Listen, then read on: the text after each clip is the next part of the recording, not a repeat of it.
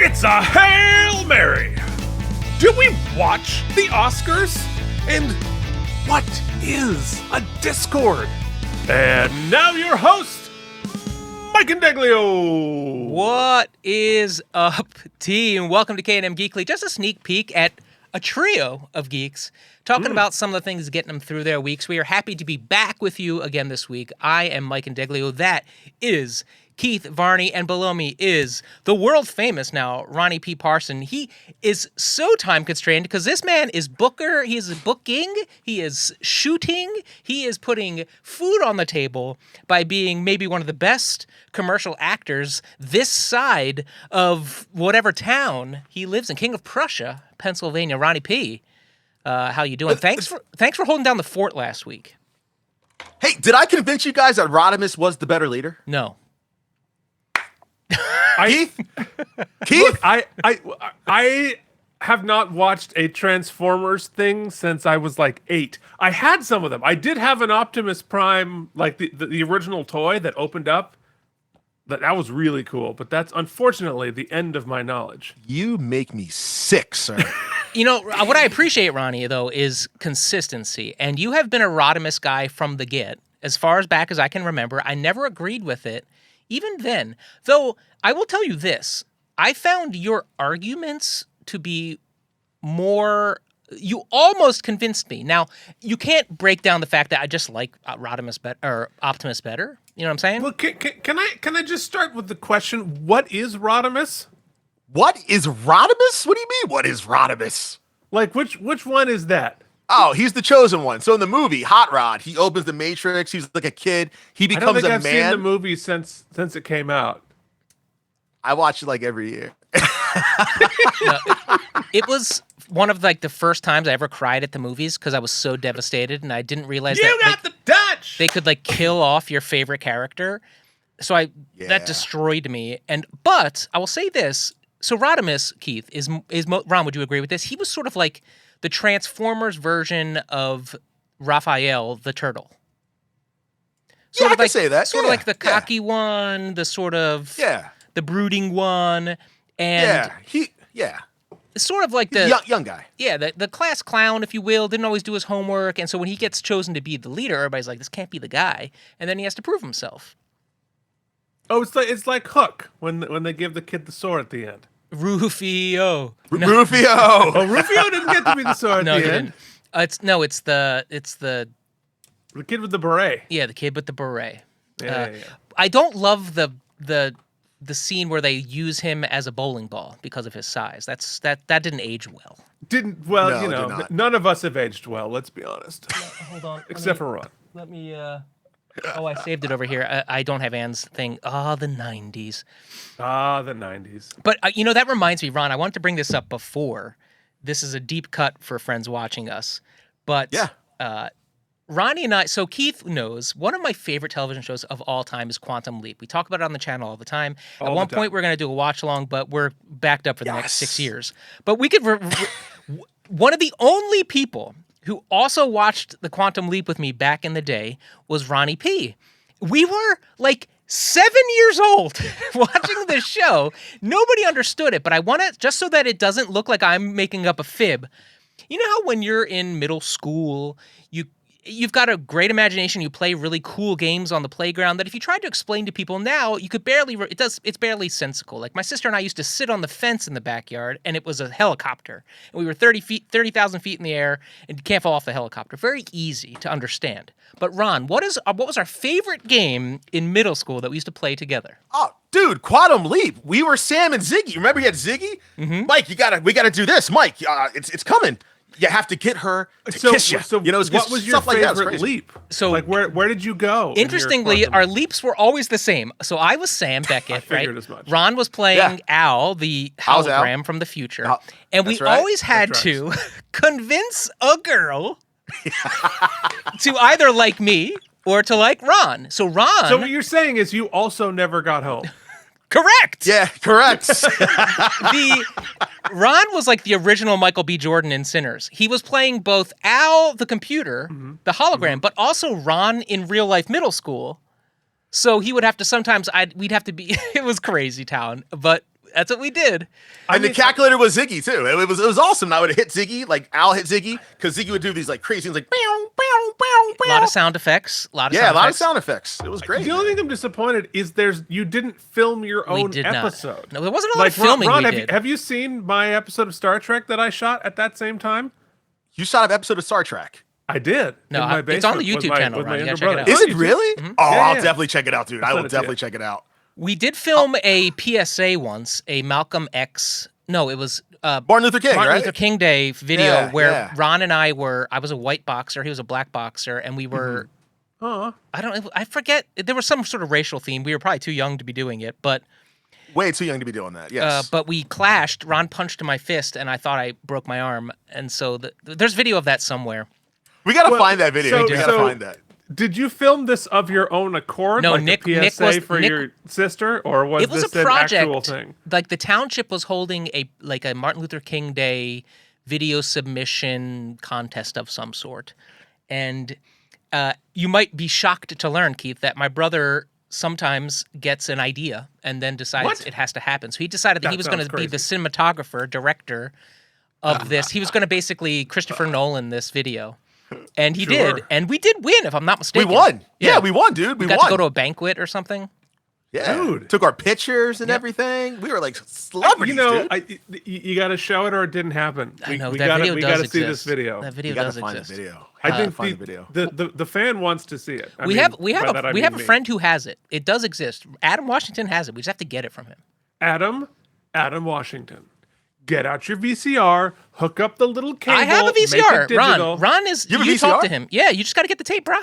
I'm gonna get the tape. Let's do it. I will have the tape for the audience and the listeners to watch. Let's do it. Let's segue that. So as I said, Ron is the Michael B. Jordan of 7th grade Upper actors. That brings us Michael B. Jordan, Best Actor of the Oscars. Yes. Did anyone outside of me watch the Oscars? I watch highlights of the Oscars. Okay. So I'm gonna sound weird, dude. It's like some kids growing up want to hit the game-winning shot in the NBA Finals. Mm-hmm. Some kids want to be the president of the United States. Mm-hmm. Ronnie wanted to win an Oscar. And now that I'm 45 years old... Still can. If they had commercial Oscars, 100%, Keith. But a real genuine Oscar, it's probably not going to happen. So to sound weird, it kind of hurts to watch. Does that make sense, guys? Like, it just kind of hurts.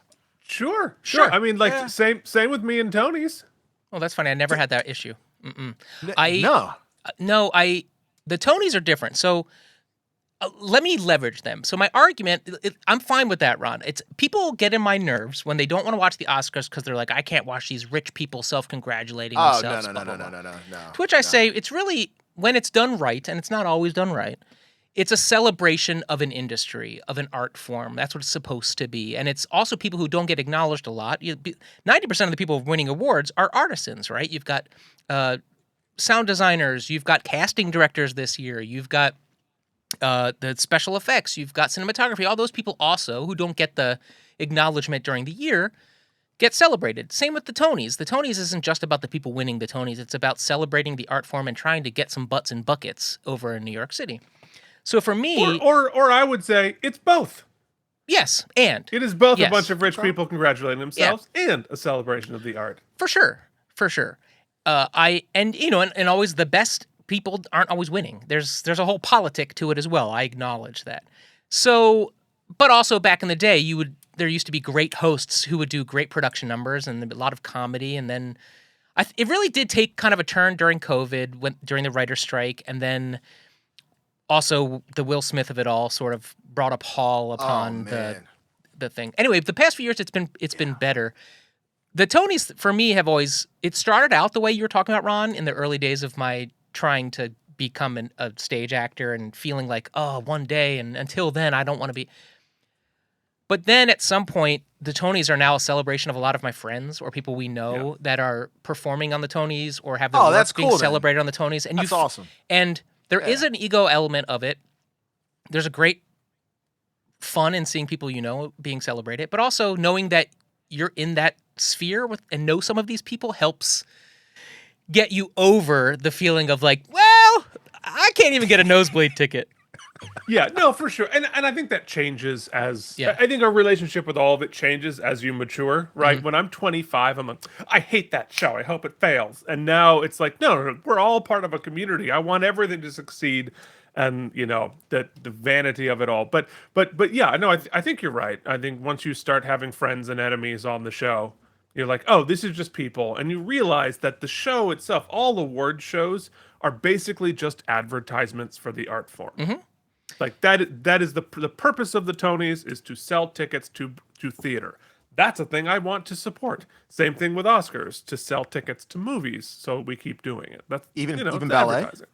Even What's ballet, that? huh? Even ballet? Even ballet, and opera. Hello, I went to opera school. I have a degree in opera. I like. How dare you come Right. at Well, opera? I don't know if you guys saw, they You did a pretentious huge. little so and I'm not Oh, I saying it saw was that. the right move, but they trolled Chalamet to his Yeah, they did. face.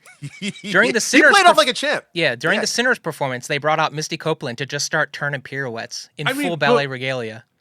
He has gone full heel like before this. Yeah. Someone was like, I aspire to be the greatest actor in the world. What I do is deeply important.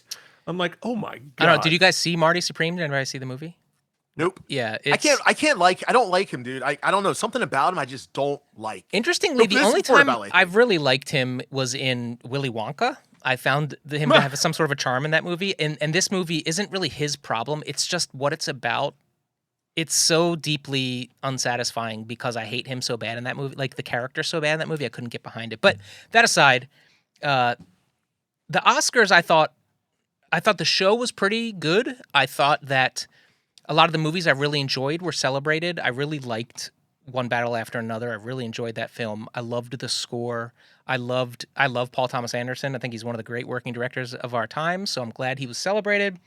I loved seeing Maya Rudolph at the Oscars for being married to him. And I loved Sinners, and I love Michael B. Jordan. I love Ryan Coogler writing original stuff. I'm glad he's being celebrated and pumped. I'm sure he's got a blank check to do whatever he wants next. So I think that's a win for all of us. So overall, I thought it was pretty good. Any other comments on the Oscars? Yeah, I mean, I think Sinners should have won. We actually watched One Battle After Another the night before the Oscars. Coincidentally, we were not aware the Oscars were last night.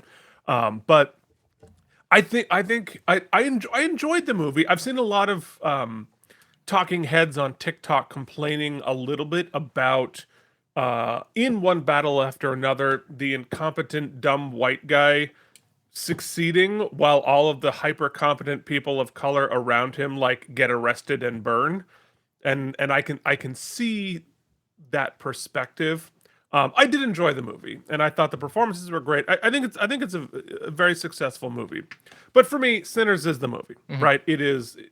Sinners is the movie I've never seen before. Sinners is the movie that plays with form. It's a vampire movie about art and race and history and perspective. It had so much more to say. It was so much more creative, so much more transcendent of its genre.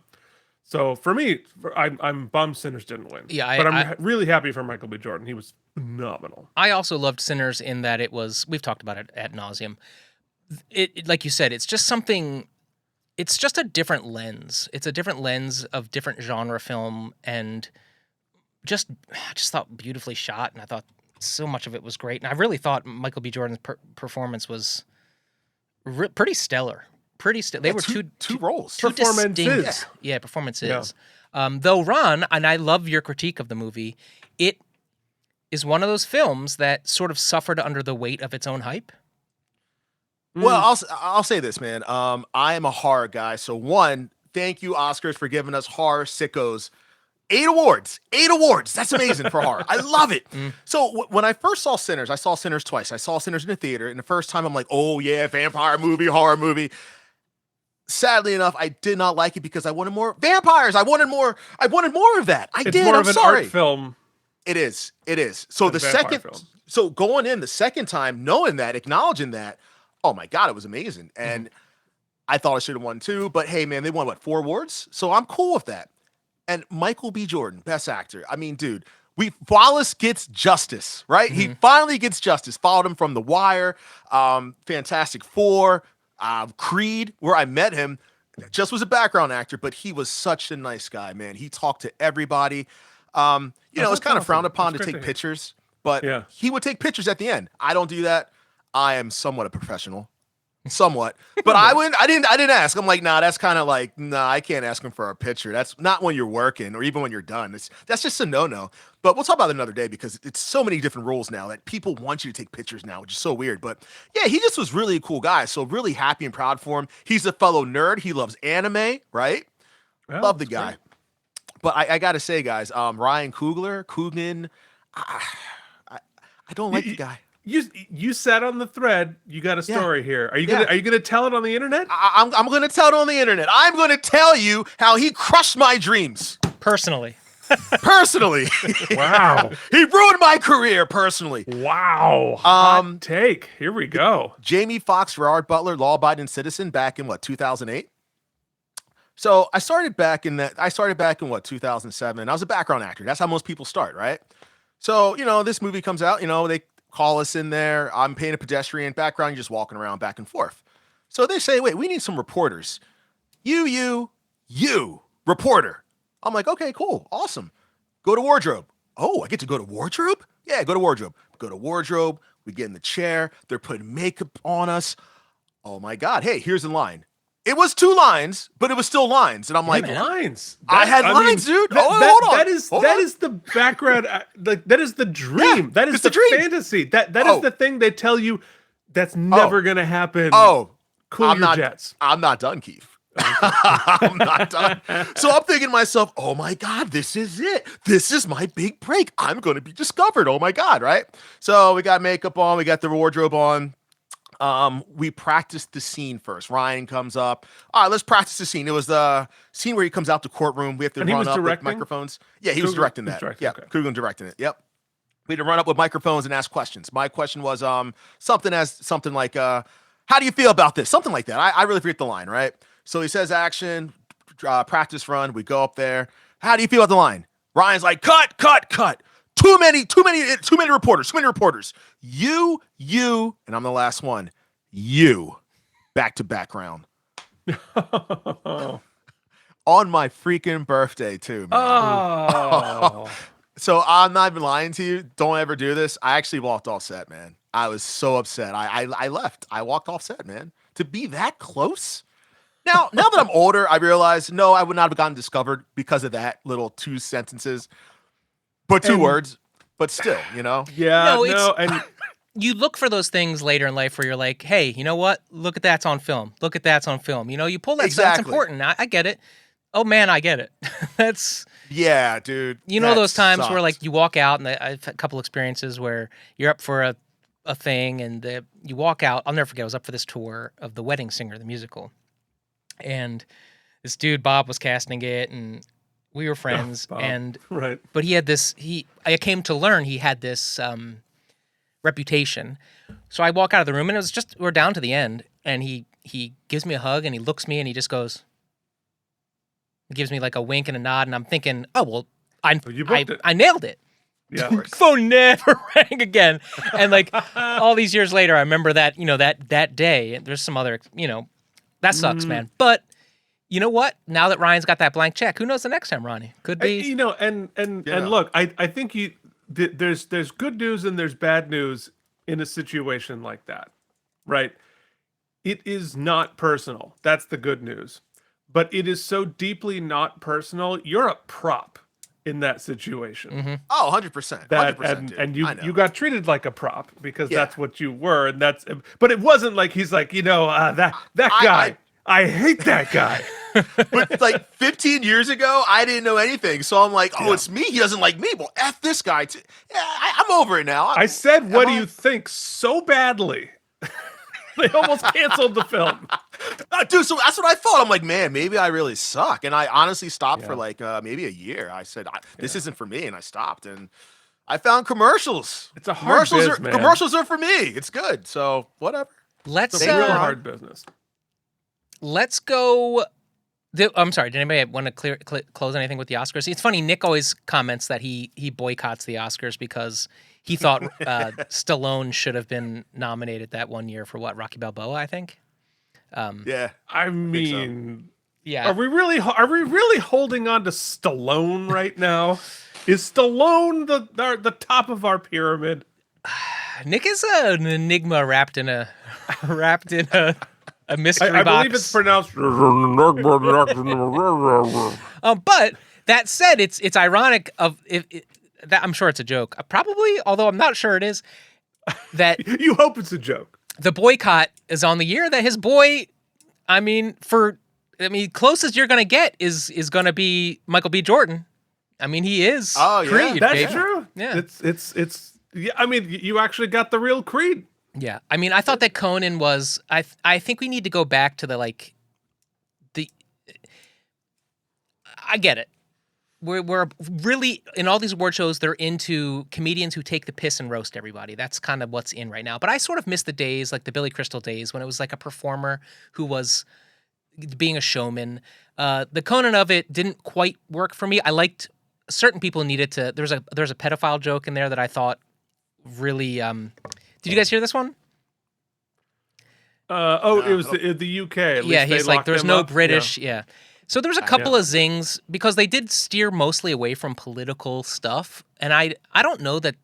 I know that some people kick up against that. I think it's perfectly fine for these people to state their political opinions. It's a huge platform. Do with it what you please.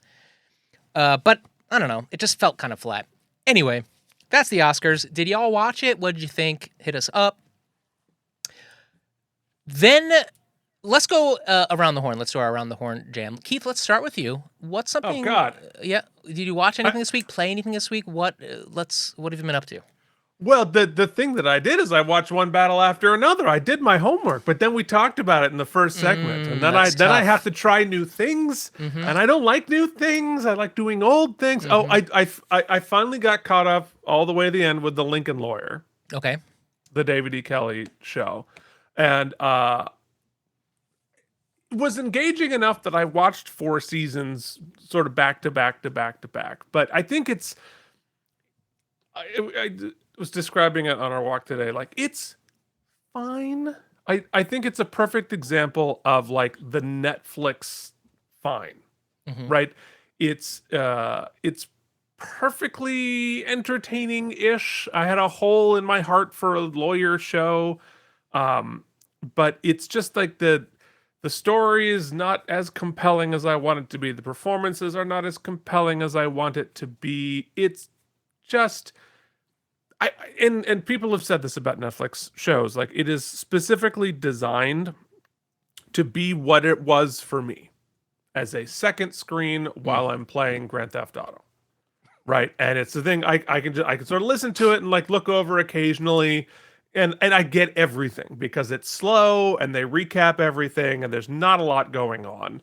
But like it's a perfectly fine thing to occupy 40% of my brain. So I wanted it to be more. I wanted it to be deeper and more aggressive and more interesting and more character based, but it's just sort of what it is. So a tepid reaction to the Lincoln Lawyer, though he watched all 4 seasons. I watched all 4 seasons of it, and I will watch season 5, but I will be playing video games while I do it.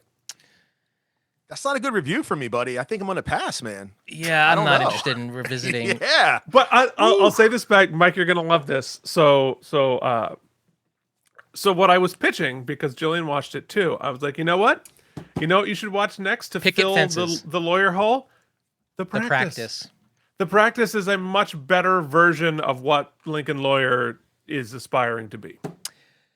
Ronnie, first question before we get into whatever you got for us. Yeah. Did you roll credits on Resident Evil yet? We Ooh, are yeah. 56% done. It's so frustrating, man. It's just Ron's So- still banging his head against Here the we wall. go. I love it, but I hate it. Like, just goddamn puzzles, man. I just want to kill zombies. Puzzles. But we are Leon now. We are Leon. So Leon is a badass dude. So now we're playing as him, and then I guess once we finish him, we'll beat both of them again. But it's really, really good, man. It's really good. Did you try it yet? No, it's just not for me. But I've watched a bunch of streams and stuff, and it's cool. It's super cool. Super cool, dude. Super cool. And I like, it is something I would get into. I would never play that on my own. Like it's funny. I love that you guys all love horror. I don't derive fun or excitement from that feeling. It's not fun for me. I'll watch the good movie, like the stuff. I'll do it, but I don't enjoy it. Like the haunted houses. Wait. No. I'm going to call you out because we saw Freddy's Dead in theaters together. Remember that? Yeah. The 3D one? Come on, man. Yeah, I bite my fingernails and I close my eyes the whole time. It's like a waste of $20 because I just listened to the movie. It's just, But here's the thing, Mike. If you push through and watch enough horror until your soul is truly dead, you're not scared anymore. You're sort of just like Guys, enjoying the tropes of it all. I'm 45 years old.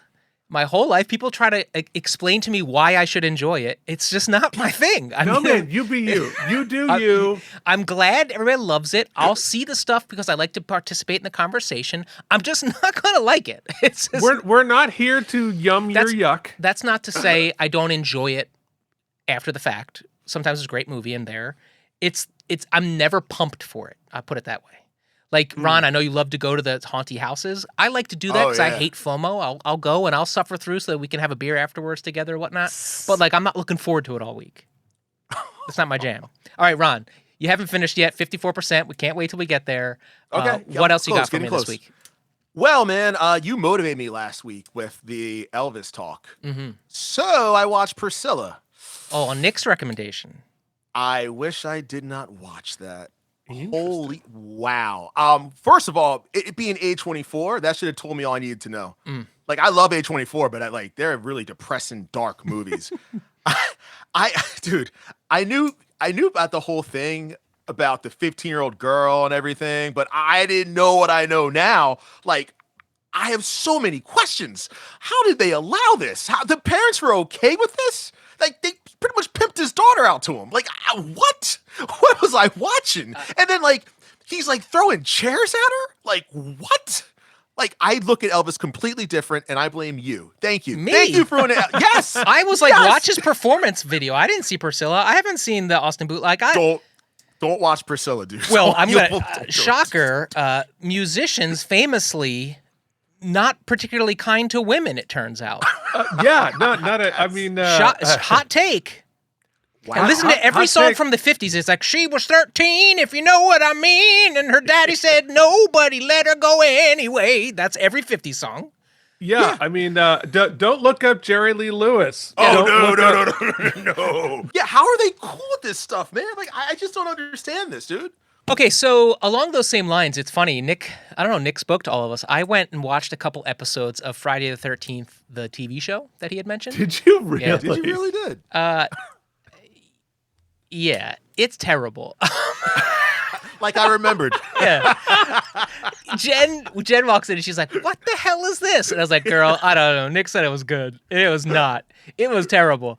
But what Jen did, and I'm so glad she did, was Jen did a rewatch of Schitt's Creek, and I was able to catch it for the last season. Yeah, it just reminded me that's one of my favorite television shows. I just think the arc that they were able to traverse in those 6 or so seasons between characters who were almost cartoonish in the beginning to characters making you cry at the end was just really beautiful. So those are 2 rewatches I did this week, but never finished it. I gotta finish it. The thing I wanted to talk about before the review I wanted to do is I did us all a service here. So HBO Max, the one to watch for HBO Max, has 2 new shows, right? They've got DTF St. Louis and they've got the Rooster. So I did a back-to-back, an A/B. And I'll say this. The Rooster show was sweet. It's kind of about this Steve Carell type character, right? Not Office Steve Carell, but the new sort of clumsy yet lovable Steve Carell who's reconnecting with his daughter. Her husband is having an affair. His wife had an affair, and they're sort of reconnecting over this. It was sweet. I liked the first episode. I was pretty compelled to watch it. I then watched DTF St. Louis, which is really bizarre, right? It's got, what's his name? The dude who plays Hopper in Stranger Things. What's that dude's name? Oh, David. Yes. David Keith will Google it while I talk. And Jason Bateman sort of meet up, and they're both in these relationships that are kind of stale and living these kind of stale lives out in the suburbs. And so they find this app where you can it's sort of like Grindr, where you can David Harbour. You can kind of go hook up. I will say that it's got a bizarre sense of humor. Like David Harbour is having he can't be intimate with his wife because she took a part-time job as a umpire for kids sports. And so when he's trying to have sex with her, all he can picture her is as dressed up as an umpire, and that turns him off. So it's like that kind of bizarre sort of twisted reality, which, trust me, we've all been there. That's very specific to say we've been there, but you know what I'm saying. I can't say I've been there specifically. So the sense of humor is like really specific and bizarre, and it's going along, and it's like this kind of bizarre friendship between the two of them, and I'm thinking to myself, okay, I think I'm more interested in the Steve Carell of it all. Then at the end of the premiere of DTF, something happens. I don't know if it's a spoiler, so I won't, but I'll stay vague. Something happens that turns it into a mystery, and then I'm like, damn it. Now there's a hook, right? So the hook is in, and so I think I'm going to have to see it through. So I'm going to start with DTF. I was liking Rooster, but it feels like that one isn't as spoiler-filled. You know, you're worried to watch the thing later and then get it ruined for you. So I think I'm going to stay on top of DTF. Now that it's a mystery. Okay. Yeah. So that's that. Unless anybody has anything else you want to chat with before I do so. No. No, we're doing more TV. Okay. We just gotta let you roll. Yeah, let you cook. Let the man cook. Were any of you, we didn't talk about this when we did our first Geekly back. We were like, things we're pumped about in 2026. Nobody mentioned Ryan Gosling in Project Hail Mary. Anybody? Never even heard of it. Yeah, same. Yeah. So there's this new theater that opened up by me. I had signed up on some mailing list when I first went in there, and I got an email. It was like, do you want to come to an advanced screening for this movie? Yeah, absolutely. So me and Jen go, we get posters. I had seen one trailer for it at the beginning of some movie, and the trailer was like, okay, one of these. A sort of like space thing, like Gravity or not Interstellar, Gravity or Contact with what's her bucket, Deadface, Amy Adams, Dead Eyes. What's her bucket, Deadface? Amy Adams, I like Amy Adams. Referring to Amy Adams? No, me and Jen bonded over that when we first met. We both think she has dead eyes. Every performance here, and you're just like, hello, is there a human being there? Anyway, hot take. Wow. I hope Amy doesn't watch. Hot take out of nowhere. Ryan's flaming. Thanks Ryan for Coogler, watching, Amy. Ryan Coogler and Amy Adams. I hope you're not watching. I'm sure. I'm glad that you're enjoying listening to our show because you can't see it because your eyes are so dead. So I started, when we were getting ready to go, I started looking at the creatives of this film. All right, you've got Phil Lord and Christopher Miller. You guys like the Spider-Verse films? I sure do. Some of my favorites. They're the guys behind that. They also wrote The Lego Movie. They also wrote 21 Jump Street 1 and 2. Movies that have great scripts, great relationships, and are way better than I ever expected they would be. Yeah, those are all in the category of like, that was good. It shouldn't have been good. Correct. But somehow it was. The cinematography by Greg Fraser, which this is one of the best cinematographies in film I've seen in a long time. Edited by Joel Negron and music by Daniel Pemberton, who is always giving you bangers. Let me give you the hot take first. This is a high recommend for me. And because of that, I'm going to be as spoiler-free as possible. I do not want to spoil anything. Adapted from a book by Andy Weir, who also wrote The Martian. There is a phenomenon that is affecting the sun. Earth is in the crosshairs. We find out that it's not just Earth. Many planets and stars are being affected, so this is a bad news thing. Ryan Gosling plays a doctor who is now a teacher. He's a scientist who's now a teacher, and he's got some crazy theories. He is approached to become a part of this mission to go find a solution to the big science problem. Along the way, he makes there's a partnership involved, then they have to look for the solution together.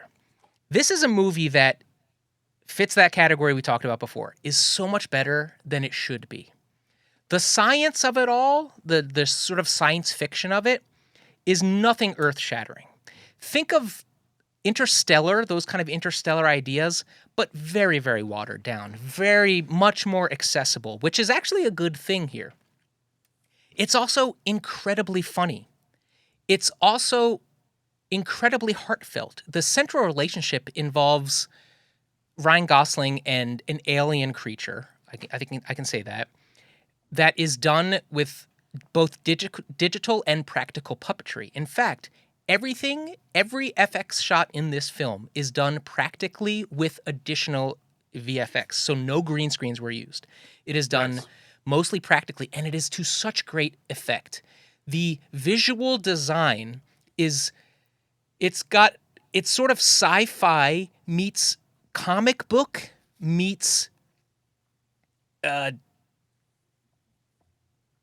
It never takes itself too seriously, yet it's very interesting visually. The sound design is incredible. They use aspect ratio to tell the story. When they're on Earth, it's 16:9. When they go to space, it extends to IMAX, so it enlarges to a great extent. Ryan Gosling, who is, for the most part, acting by himself in this film, is so charming, and it works, and he's funny, and he's emotional. Jen, my wife, wept like a child 4 distinct times. I thought I was going to have to escort her out. I thought something was wrong. She was hook, line, and sinker. The magic trick this film does is that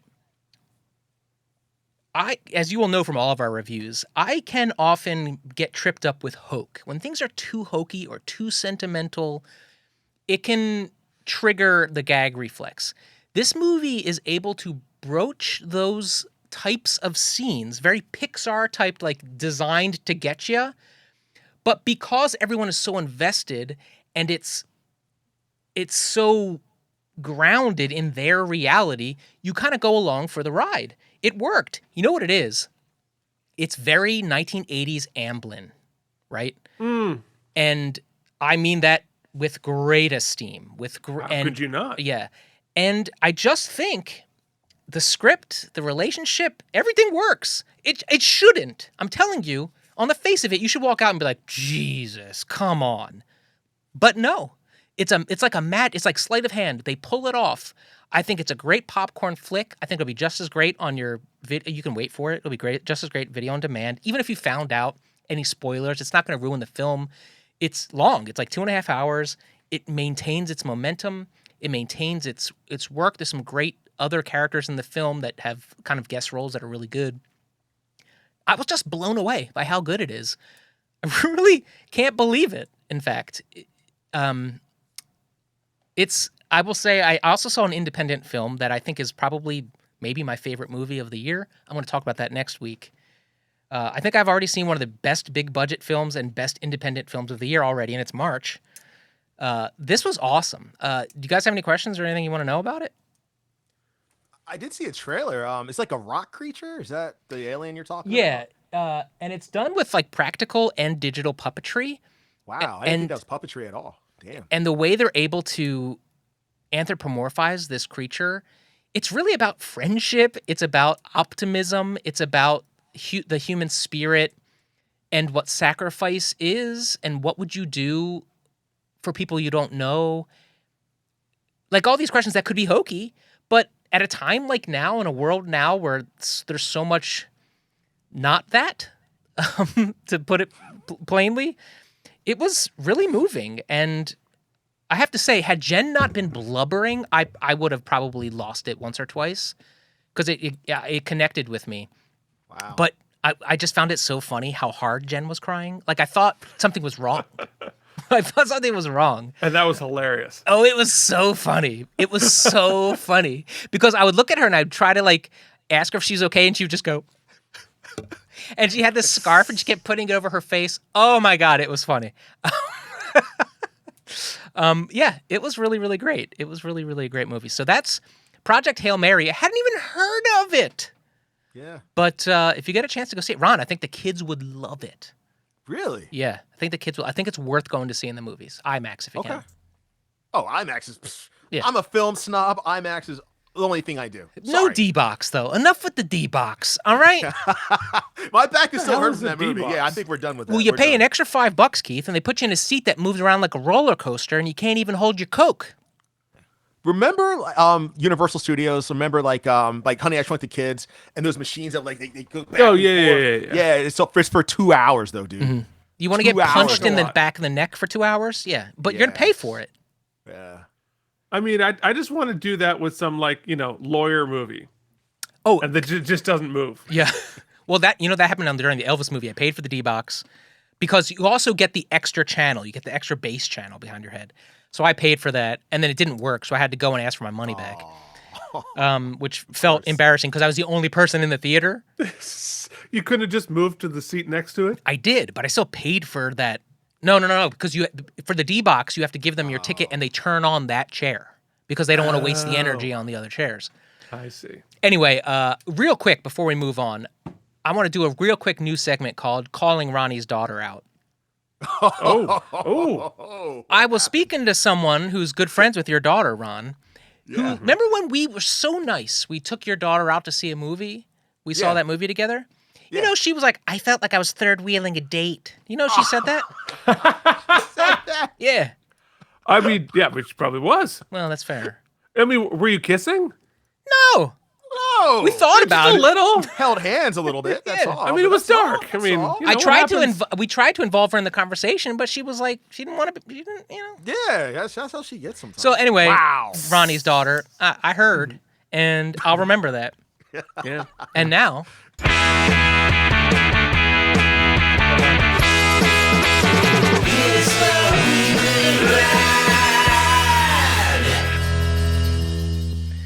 all right. Who wants to start?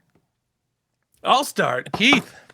My weekly rad is not anything geeky, except for I do suggest us geeks take advantage of this.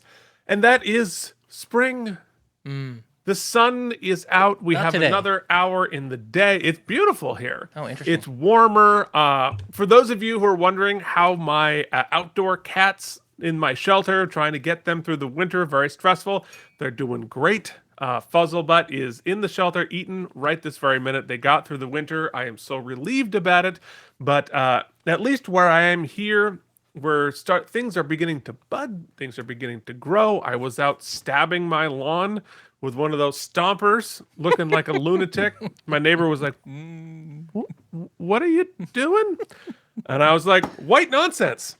And I was stabbing my lawn. Is that the same neighbors that saw Jillian carrying on all your stuff while you're on the internet? You moved in? Different neighbor, Okay. but every neighbor around Same has effect. a different independent reason to think we are absolutely lunatics. So, and I mean that literally. You point to a house, I can tell you why they specifically think I'm a lunatic. But That's funny. this one out aerating the lawn with a little stomper, like stabbing it a million times. But like stuff is growing. It's the sun. Go outside. Enjoy it. Wow. That's amazing. Ron, talk to me. Short and sweet. Marvel fans, tomorrow is the Spider-Man brand new day trailer. Punisher, Grey Hawk. Let's go. Okay. What he There said. it is. Let's go. Two things. Number one, for those of you who celebrate, baseball back. So baseball, the World Baseball Classic, Venezuela versus the United States for the gold medals tonight. And then next week is opening night of the 2026 Major League Baseball season. If you're a baseball person, get into it because there's going to be a lockout next year. And so this is probably the last baseball for a while. So Wait, that's another lockout? Yeah, it looks like that because they're not going Why? to they're not going to get a cap. So it's going to be a lockout. Why won't baseball put in a cap? I mean, come on. I don't know. I don't really even care. It sucks because it feels like recently baseball's kind of had a bit of a resurgence in popularity, and that's gonna be destroyed if they do that. Okay, but that's not the last thing I want to say, guys. I didn't know until about a week ago what a Discord was. Did anybody know what Discord was? Not really. No. I was conceptually aware of it, not a participant. So yeah, Discord is like Slack, like a chat server, with a bunch of different rooms and different things and whatnots. But Slack has a very bad connotation for me because it's about work. So Discord is that for friends and for specific things. And we had started when we started the channel way back, but never did anything with it. It just kind of like was a thing we did. And we have a patron, Joshua, who was like, kept getting on us, being like, you should start a Discord. You should get the Discord spun up. And so I did, and then had no idea what to do. So I said to Joshua, hey, if I make you the admin of this channel, will you help me? That's all I asked. Me and Keith went and did something that day. We had a shoot. And then when I came back an hour later, there was a whole world that had been created. A literal universe created like within an hour. All right, Josh. With chats and people showing their toys for if you're into look at my Star Trek toys. We're showing toys? Yeah, dude. Weekly rads. Go on the toy thread. Weekly rads are being listed over there. People's pets, discussions of Star Trek, everything you can think of, pop culture, all types of things. So I'm going to put a link here under the video. Join the Discord. It's free. If you want to jump on the Patreon and become a paid member, there's a couple of paid channels for watch-alongs and stuff. It's just pretty awesome. We say it all the time, Keith, that people... thanks, hon. Oh, Jen, you want to give your quick review of... Jen also saw Project Hail Mary with me. Jen, what was your overall thoughts? Hi, guys. Hey, Sup, Jen. I'm gonna start bawling again if I start talking about it, but I might be ready in like 2028 to talk about it. No, it was incredible. It was amazing. It made me love movies again.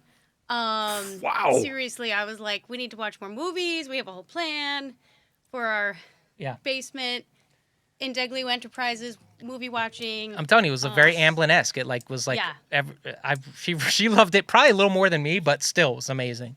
I'm afraid I'm bad with giving out spoilers, so I'm afraid to say more. Yeah, that's all you have to say. It was amazing.